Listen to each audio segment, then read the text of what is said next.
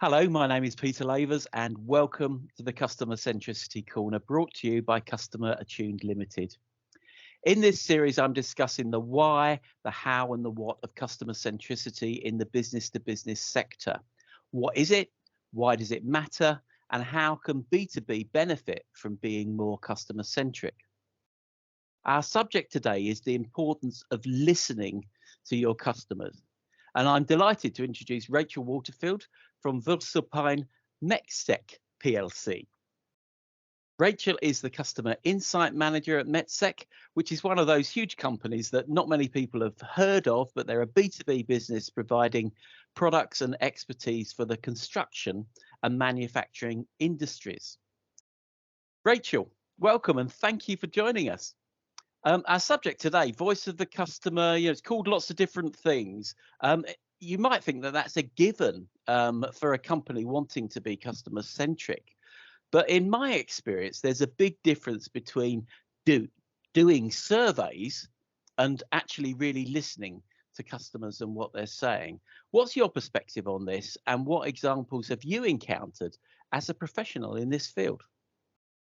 I think you're right, Peter. I think there is an absolute difference between doing surveys and listening to what actually customers are saying. And I think the first thing that I really like to think about is who needs to be listening to the answers of what our customers have said. So two of the most important things that I like to do when we're thinking about doing a survey is actually understanding what our stakeholders are wanting out of the survey. So the question that I like to ask is, actually, why are we doing this survey?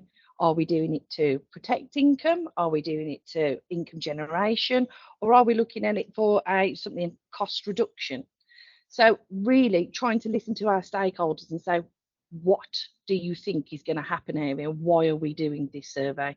And again, another example I have here is that when we think about talking to our stakeholders is asking them to think about what they actually want to know from the survey. So what do they think that our customers are going to say, and what do they expect to find out? So ask them to start with a hypothesis. I like them to say, we say, is it easy for our customers to order from us? So the question or the statement I come out with, it is easy for our customers to order from us.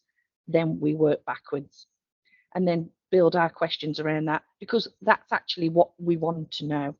So we can listen, but it's important that we listen from the stakeholders, so it makes sense to them, but also that we are understanding exactly what our customers are saying to us as well.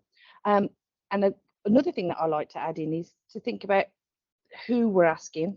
Are we asking the right questions to the right person at the right time? Because that makes it easy to listen to the questions, because we know we've asked the right questions at the right time. And something that's really worked well for us in the past is also mirror surveys. We've sat down with our colleagues who actually talk to customers, and we ask them the questions that we're going to ask our customers. And the reason why this has worked particularly well is, are we aligned with our customers? Are we knowing what they are going to say about certain subjects? And in my experience, we've seen an absolute alignment. The people who talk to customers day in, day out know what they're going to say. So it's really added value on both sides, because we can see A, what our customers are saying, and then B, what we think internally. And then it just kind of proves both sides of it as well. So we have two sides of data where we can say, well, we think this is an issue, and actually so do our customers also. Thank you. That's brilliant insight. I loved what you said about getting the questions right, because of course any results are only as good as the questions that are being asked. And another thing that strikes me, and just listening to you there, is another question to ask internally is, what story do we want the customers to tell? So often it's just about numbers, isn't it? Give me a number, not necessarily tell me your story. And actually you glean so much insight from the customer, and indeed from the staff, as you say. So that's brilliant. Thank you for that insight. So moving on then, there's lots of different methodologies and metrics out there. You know, there's customer satisfaction, CSat, Net Promoter Score, NPS.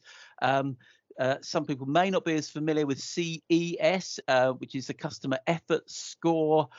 We as Customer Attuned are very much all about trust and measuring trust. What's your view on the best measures to use in the B2B sector?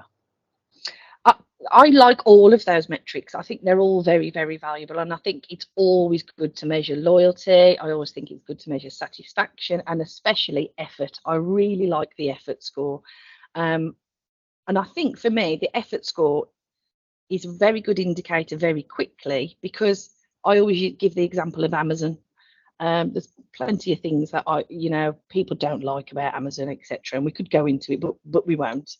But what they do is they make my life easier, because I can order a dog mat, I can order a mobile phone case, and it can all come the next day. So they make my life easier. So when I talk about customer effort score, this is something that is a very good indicator. People are busy nowadays, so making people's lives easier is actually a very big valuable thing for them. But I do use all of them, and I don't use them all I don't use them in isolation. I do tend to mix them together, and there are times where I'll use much more satisfaction questions than other times. So for example, there's a survey I conducted in the past where there were only 3 or 4 satisfaction questions, because the other things, it was what we wanted to concentrate on. We use NPS to internally benchmark. We don't compare ourselves to anyone else. I use CSat to guide where the problem is. So the score doesn't actually tell you anything. So what we use the score for is to guide where we should be looking. And I use customer effort score to understand if customers find us easy to deal with. And what I find about all of these scores is that they are signposts of where you really, really need to be looking. And I think this is where the comments are where the magic happens, and the golden nuggets of information, and where you can actually formulate further conversations with customers, or really dig down into why they have given that score and what's made them feel that way. And people appreciate being listened to. And what, for me, listening to our customers is about connecting with them. It's about developing deeper connection with them, to build trust, and to understand not only what's important to them right now, but what's going to be important to the future, and looking at satisfying them, not only their needs now, but also other needs further in the future. So I find those scores really, really useful, and I really think that they add value to what we do as a whole when it comes to listening to our customers. Thank you so much, Rachel. There's so much insight there. I really appreciate you sharing just some of those nuggets from yourself in about the difference between just listening and just gathering a set of numbers, and that pulling out of where are the real insights that are going to drive the change in our business to be more customer centric. I also really like what you said about that mirror survey. It's often struck me just how in organizations, particularly large organizations like HR, run the staff surveys, and sales and marketing run the customer surveys, and we're often in a situation of never the twain shall meet, and nobody is actually joining up the staff experience with the customer experience.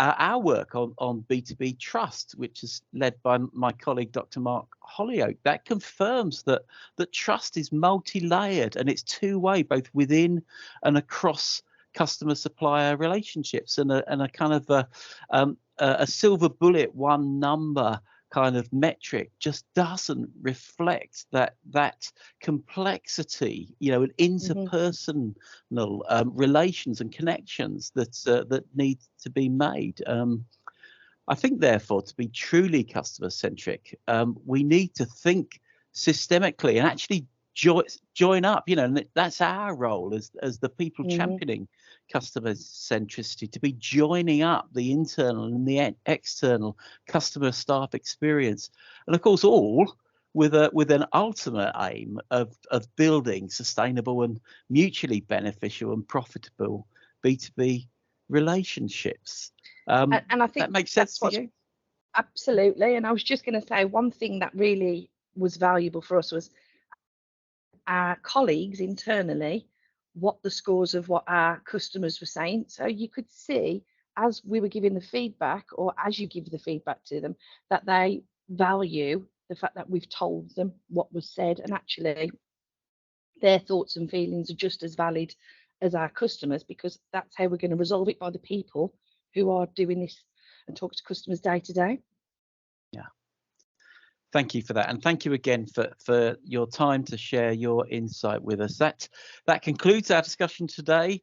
For those watching, please go to our website, which is customerattuned.com, to get the links to the rest of this series and also see what else we do. Customer Attuned, our purpose is to build a culture of customer centricity based on trust, and I hope that what you've heard today helps you be better and be more effective at listening to your customers and the stories that they have to tell, as well as the scores that they might give. Thank you again to Rachel for participating, and thank you for watching and listening.